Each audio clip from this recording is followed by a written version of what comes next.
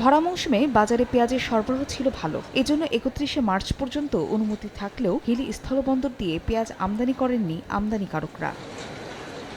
তবে সম্প্রতি সরবরাহ কমের অজুহাতে আবারও পেঁয়াজের দামে ছাঁচ। প্রকারভেদে ৩০ থেকে ৩৫ টাকা কেজির পেঁয়াজের দাম বেড়ে বিক্রি হচ্ছে ৫০ থেকে ৫৫ টাকা। ইন্ডিয়া থেকে পেঁয়াজ আসতেছে না, এই কারণে পেঁয়াজের চাহিদাটা একটু বেশি আর দামটা একটু বাড়তির দিকে। ভারত থেকে যদি পেঁয়াজ আসে হয়তো বাজারটা একটু কমবে। এভাবে পেঁয়াজের দাম বাড়তে থাকলে আমরা কিভাবে গরিব সেটা কিনতে পারবো?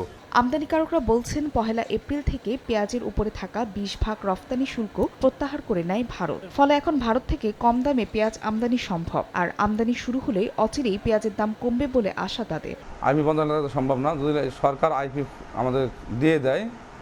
পেঁয়াজ তো এবার ইন্ডিয়াতে ব্যাপক পরিমাণ পেঁয়াজ হয়েছে।